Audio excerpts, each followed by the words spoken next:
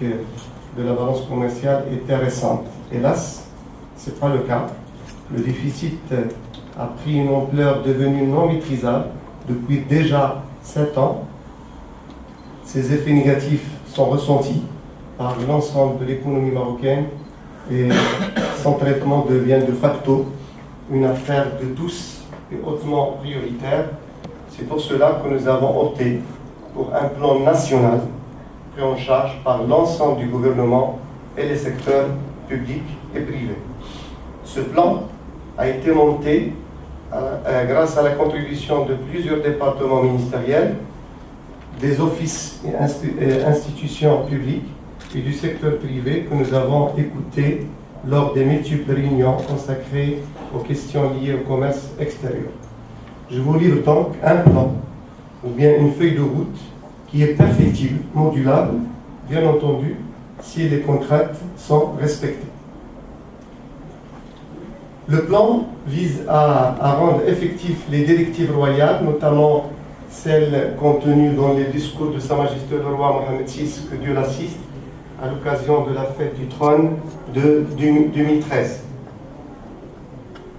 La déclaration gouvernementale a exprimé la détermination du gouvernement à œuvrer pour un traitement global des dysfonctionnements devenus structurels du commerce extérieur, notamment en vue de renforcer la valeur ajoutée de la production nationale, renforcer et rationaliser les missions des organismes actifs en matière de promotion des exportations, renforcer la position du Maroc sur les marchés traditionnels et l'ouverture sur les marchés émergents, renforcer l'harmonie entre les différents intervenants dans les négociations commerciales, surtout à l'international, mettre en place une politique anticipative à travers le développement des mécanismes de veille. Mon exposé comprend 4 parties. La première consiste au contexte général. Deuxième partie, il s'agit du diagnostic de la situation actuelle des échanges commerciaux. Troisième partie, ça c'est le plan national de développement des échanges commerciaux. Et la quatrième partie, il s'agit là de la gouvernance de ce plan. Je vais donc commencer par un appel ou bien un rappel du contexte général. S'agissant du contexte international, il convient de rappeler qu'après un recul net de la croissance économique mondiale résultant de la crise financière internationale, nous constatons des perspectives de reprise de l'économie mondiale avec une croissance avoisinant 3,6-3,7% prévue en 2014. Déjà, au début de 2014, plusieurs indices indiquaient que le contexte international continuera à être marqué par une forte demande sur l'énergie et les matières premières, sur le court et le moyen terme, que les événements en cours aussi au Moyen-Orient viennent nous indiquer que les prix de nos importations restent à des niveaux élevés et ceci agira négativement malheureusement sur l'état de la balance commerciale marocaine. L'environnement national s'est caractérisé par une croissance économique faible qui n'a pas dépassé 2,7% en 2012 au lieu de plus de 5% avant le déclenchement de la crise, un déficit commercial des biens qui a quasiment triplé entre les années 2004 et 2013, le recul de l'excédent commercial de la balance des services, ajouté à la stagnation des transferts des revenus des MRE, a abouti au déficit du compte courant de la balance des paiements. Donc, baisse des réserves des avoirs extérieurs en devises. Et nous concluons que l'état de la balance commerciale affecte nos capacités de financement des investissements et la réalisation d'un niveau de croissance à même de créer de l'emploi. Nous allons donc voir quelles sont les spécificités de ce déficit et quelles sont ses composantes essentielles. Le déficit de la balance commerciale des biens et services a atteint 125 milliards de dirhams en 2013 au lieu de 22 milliards de dirhams en 2000. Ce déficit représente 14% du PIB en 2013, contre 6 seulement en 2000. Et le taux de couverture n'est que de 70% malheureusement, au lieu de 83% respectivement pour la même période, c'est-à-dire entre 2000 et 2013. Le déficit commercial des biens, dont le montant a dépassé celui des exportations en 2007, ce déficit il est de 195 milliards de dirhams. Ce déficit est imputable essentiellement à la faiblesse de la croissance des exportations, à l'augmentation de la facture énergétique et à l'augmentation des importations induites par la croissance de l'économie marocaine. Nombre d'analyses et d'articles de presse imputent le déficit de la balance commerciale aux accords de libre-échange. Dans ce cadre, force est de constater que le commerce réalisé avec les pays signataires de ce type d'accord représente 65% du total des échanges de biens, alors que leur contribution au déficit commercial ne dépasse pas 57%. Le commerce réalisé avec les pays non signataires de ces accords est à l'origine de 43% du déficit total de la balance des biens, malgré qu'il ne représente que 35% du total des échanges de biens. La Chine, comme vous le voyez sur le slide, arrive en tête de ses partenaires avec environ 11% de ce déficit, malgré qu'on n'a pas d'accord commercial préférentiel avec ce pays. Malgré l'entrée en vigueur de ces accords, une part importante, comme vous le constatez, des échanges est effectuée en dehors du cadre préférentiel, ce qui explique que les ALE ne constituent pas le déterminant principal du déficit commercial qui demeure structurel. Dans nos échanges avec l'Union européenne, nous observons que les échanges effectués avec 4 partenaires, à savoir l'Espagne, l'Italie, l'Allemagne et la France, contribuent avec plus de 67% au déficit commercial bilatéral avec l'Union européenne. S'agissant des échanges avec l'Arabie saoudite, avec un déficit de plus de environ de 23 milliards de dirhams, l'essentiel des importations est constitué des produits énergétiques, alors que l'acide phosphorique représente un peu moins de la moitié de nos maigres exportations vers ce partenaire. Nos importations de Chine ont connu une croissance fulgurante au cours des 12 dernières années, en dépit de l'absence d'un quelconque accord commercial préférentiel avec ce pays, et le déficit commercial atteint 23,5 milliards de dirhams en 2013. Les importations marocaines de Chine sont relativement diversifiées, avec une part importante des machines et outils, tandis que nos exportations se concentrent sur des minerais et des demi-produits. Une part importante des échanges commerciaux avec l'Union européenne et les États-Unis, partenaires signataires des ALE, se font en dehors du régime préférentiel. Vous le voyez bien sur la matrice à droite, il y a plus de 65% du volume d'échange avec l'Union européenne qui se fait en dehors du cadre préférentiel. Et la même chose pour les États-Unis, il y a plus de 61% qui se fait en dehors du cadre préférentiel. Donc, on peut dire que le déficit commercial avec ces deux partenaires n'est pas dû essentiellement ou seulement aux ALE.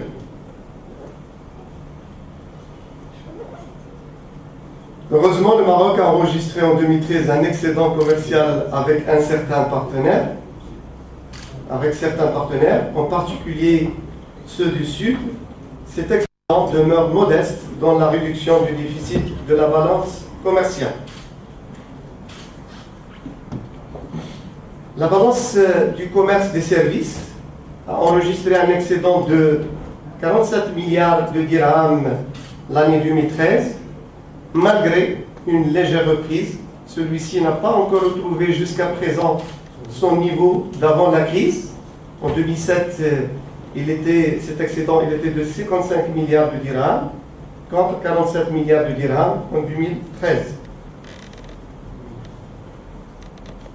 Évolution de la structure des échanges des services. Il est à remarquer que la contribution des services des voyages et transports représente que 70% des exportations des services en 2013 au lieu de 83% en 2000.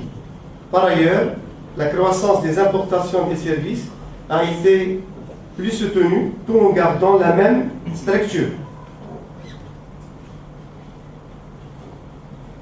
La capacité à résorber le déficit commercial des biens, il est nécessaire de souligner que la problématique de la résorption du déficit commercial a débuté en 2004, puisque les transferts de MRE et l'excédent du commerce des services ne couvrent plus le déficit de la balance commerciale des biens.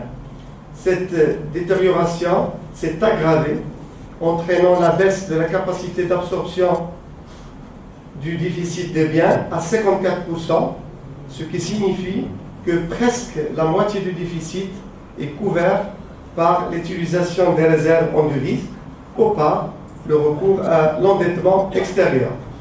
Alors, quelles sont les raisons? On va voir quelles sont les raisons de cette détérioration.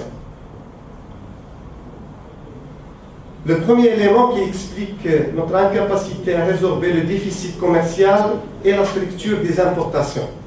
Celles-ci sont composées de ressources non disponibles au Maroc, produits énergétiques, produits bruts, biens d'équipement et produits semi-finis qui représentent presque les 3/4 des importations et qui sont toutes difficilement compressibles.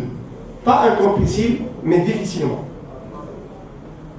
Le second élément qui explique notre incapacité à résorber le déficit commercial est le modèle de développement économique adopté par le Maroc, qui est basé sur la stimulation de la demande intérieure pour soutenir la croissance. Des analyses confirment qu'au cours des dernières années, la croissance d'1 point du PIB génère la hausse d'1,5 point de la valeur des importations. Le troisième élément qui explique notre incapacité à résorber le déficit commercial se rapporte à la faiblesse de l'offre exportable. La majeure partie des exportations marocaines est à faible valeur ajoutée et peu diversifiée. 80% du total des exportations se compose seulement de 86 produits. À titre d'exemple, cette part représente 130 produits en Tunisie, 355 produits en Turquie et plus de 558 produits en Chine. Nous pouvons ajouter à cela la faiblesse du tissu des entreprises exportatrices en comparaison avec les importatrices. Il existe près de 26 000 entreprises importatrices contre seulement 5 000 exportatrices, dont 91% d'entre elles réalisent un chiffre d'affaires à l'export inférieur à 50 millions de dirhams et 467 seulement entreprises, soit 9% à peine, qui ont des activités exportatrices régulières. Et dans le but de donner une forte impulsion à l'offre exportable, il est nécessaire d'accélérer la mise en œuvre des différentes stratégies sectorielles en veillant à leur cohérence et leur convergence selon une vision concertée en vue de développer le commerce extérieur tout en réduisant le déficit commercial.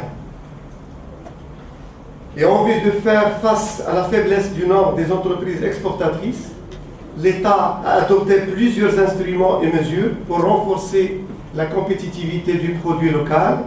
Cependant, tous les efforts déployés n'ont pas permis jusqu'à présent de développer la compétitivité au niveau escompté, surtout que la concurrence sur le plan local et international s'intensifie de jour en jour et connaît des évolutions rapides.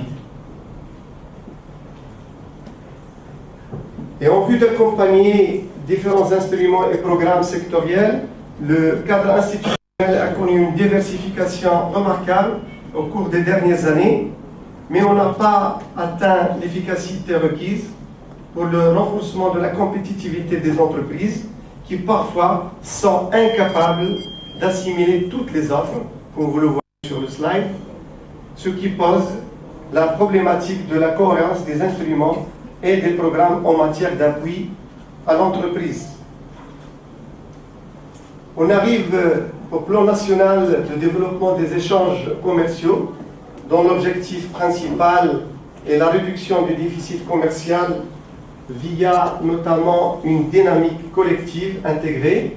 Et comme je l'ai dit au début, ceci constitue une responsabilité nationale qui doit être assumée par tous les intervenants. En effet, la réduction du déficit commercial ne peut être réalisée sans l'adoption d'une nouvelle approche de la part de tous les intervenants basée sur la complémentarité des rôles de l'État, du tissu productif et des consommateurs. Le plan national de développement des échanges commerciaux s'articule autour de 3 axes déclinés en 20 chantiers et 40 mesures. Les 3 axes sont: premièrement, renforcer les instruments de promotion et de développement des exportations, réguler les importations et faciliter les démarches liées au commerce extérieur et améliorer la valeur ajoutée locale.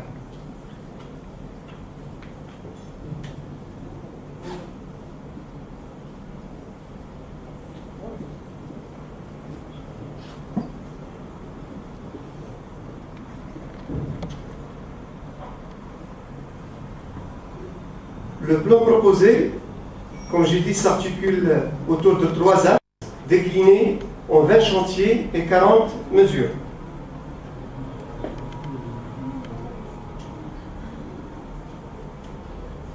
Si vous permettez, je donne la parole à M.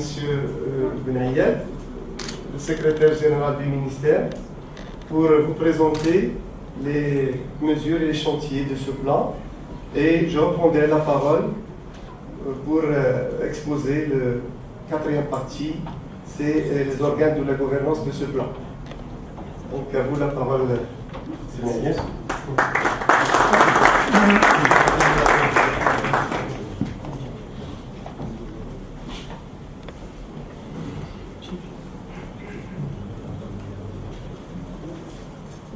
Merci, Monsieur le Ministre, Monsieur le Président. C'est toujours un plaisir d'être à la SMEX. Donc, il m'est choix l'honneur de vous présenter peut-être une synthèse de ce plan. Comme l'a dit Monsieur le Ministre, il s'articule autour de 3 axes. Et dont le plus important, c'est la promotion des exportations et le renforcement de l'offre exportable. C'est la clé de voûte, je crois, de la solution qu'on propose au problème de déficit commercial. Donc, cet axe, il y a 13 chantiers qui sont programmés dans l'axe de promotion des exportations, avec 8 mesures qui sont programmées. Donc, le premier axe, comme je l'ai dit, c'est valoriser le développement et donc pour promouvoir les exportations. Et un premier chantier, c'est, je crois, développer et mettre en place un pacte national pour le développement du commerce extérieur. Comme l'a dit Monsieur le Ministre, le commerce extérieur, en fin de compte, n'est que la résultante de l'activité d'une nation. Il exprime tout simplement la différence entre ce qu'on produit et ce qu'on consomme. S'il y a un déficit, c'est-à-dire qu'on consomme plus qu'on produit. Donc, il n'y a pas de solution miracle, il faut qu'on produise plus pour qu'on puisse vendre plus, tant sur le marché local que sur les exportations. Et quand je dis le marché local, quelquefois il est possible même d'exporter chez nous. Si on peut grignoter, moyennant une offre compétitive, un peu de part de marché local qui est réservé aux importations, on fera une économie de devises et le résultat est quasiment équivalent. Donc, c'est un problème national, donc il faut une mobilisation nationale.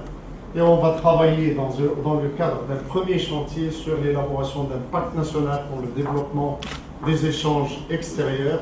Et l'objectif, c'est une mobilisation globale pour la réduction de ce déficit qui nous cause énormément de problèmes maintenant et qui handicape surtout nos capacités de financement et nos capacités de croissance. Donc, pour ce faire, c'est à travers une définition d'une vision partagée. Il faut qu'on partage les objectifs, qu'on partage la vision, et surtout à long terme. Et également, il y a beaucoup de plans sectoriels et qui ont mis en place beaucoup d'instruments. Il va falloir qu'on mette un peu de cohérence dans tout ça, un peu d'harmonie. Si on prend ne serait-ce que les horizons temporels, il y en a qui travaillent à 25, il y en a qui travaillent à 20, il y en a qui travaillent à 16. Donc les horizons sont différents. Il faut mettre un peu de cohérence dans tout ça. Et surtout un peu d'intersectorialité. Parce que chaque plan a été développé quasiment en silo et on a négligé la capacité de travailler ensemble. Et la capacité de travailler ensemble, c'est de mettre des ponts entre ces stratégies pour qu'on puisse, peut-être si l'agroalimentaire, pour se développer, a besoin de produits agricoles frais, de spécifiques, etc., il faut qu'on travaille dessus. Si l'emballage a besoin d'une unité, par exemple, d'emballage en verre, il faut qu'on voit comment les agro-industriels savent vraiment c'est quoi l'emballage en verre et quelle est sa valeur ajoutée, par exemple, dans la valorisation des produits agricoles, etc. Donc il faut travailler l'intersectorialité, d'où la mesure 2. Et en fin de compte, il faut mettre un mécanisme indépendant d'évaluation de ces stratégies. Pour la simple raison, on ne peut pas être jugé parti, on ne peut pas élaborer des stratégies et en même temps les évaluer et dire qu'on va les mettre à jour. Donc il faut créer un mécanisme indépendant pour cette partie. Donc le deuxième axe, il concerne la promotion de dispositifs d'accompagnement auprès des entreprises exportatrices. Et là, il faut mettre un plan de proximité. Malheureusement, on a constaté à travers les tournées régionales que beaucoup de mécanismes mis en place par l'État ne sont pas connus dans les régions. Il y a une forte concentration d'informations au niveau de Casablanca et au niveau de Rabat. Et également, avec la SMEX et les partenaires du secteur privé, la CGM, la Fédération des chambres, il faut mettre également les institutions, il faut mettre des relais régionaux pour faciliter l'accès à ces programmes et également renforcer la communication. Et on l'a déjà commencé. Monsieur le ministre a fait les 16 régions du Maroc et ça nous a permis beaucoup d'écoute et surtout une remontée de plusieurs problèmes qu'il faut qu'on prenne en charge ensemble. Le troisième chantier, c'est mettre en place un programme d'accompagnement des entreprises primo-exportatrices. On ne peut pas développer l'offre si on n'élargit pas la base des entreprises exportatrices. Aujourd'hui même, on était en train de voir le plan triennal de Maroc Export. Il va falloir transformer, si l'on veut vraiment réduire le déficit commercial, transformer beaucoup d'entreprises primo et des entreprises exportatrices irrégulières en entreprises confirmées. On n'en a que 400. Et si l'on veut réaliser les objectifs, il faut dans l'espace des 3 ans prochains qu'on passe à 1200 entreprises confirmées. Parce que c'est avec ces entreprises qu'on peut stabiliser l'offre et également augmenter en volume et en valeur également.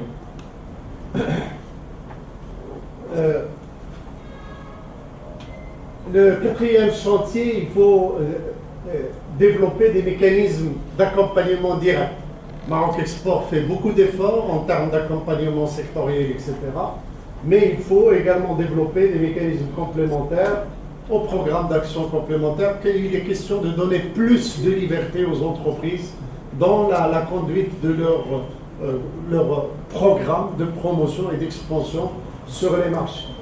Et un plan triennal sera bientôt, je crois, présenté au conseil d'administration du CLPE il est quasiment déjà ficelé.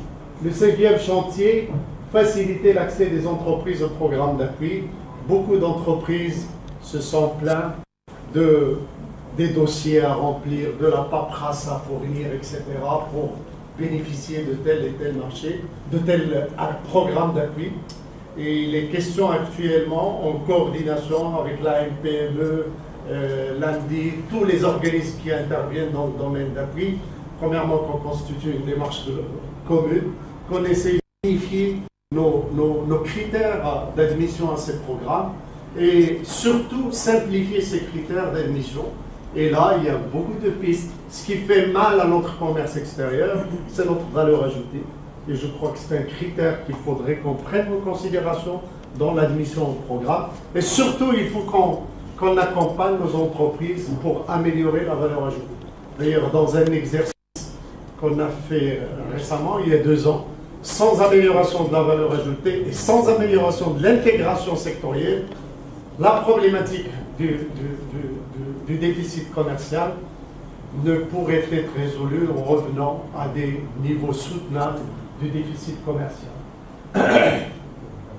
Donc, faciliter également le programme d'accès, j'en ai parlé, et surtout, on va travailler sur la mise en place d'une plateforme virtuelle où tout le monde peut s'inscrire moyennant l'usage des instruments électroniques et de ne pas continuer à faire le tour des administrations pour bénéficier de tel ou tel programme. Et surtout, il y a un projet de partager les informations. Celui qui est admis, par exemple, dans un programme au niveau de la NPME et postule pour un programme au niveau de CNPE, ce n'est pas la peine qu'il remplisse la même paperasse. L'administration doit partager les données et ne demander que l'information complémentaire à même de satisfaire quelques critères spécifiques à un programme. Donc, améliorer les retombées des actions promotionnelles à l'international. Comme l'a dit M. le ministre, ces dernières années, le champ promotionnel s'est diversifié, s'est enrichi, mais malheureusement, la coordination s'est appauvrie. Ça se traduit par des déperditions, des doubles emplois et quelquefois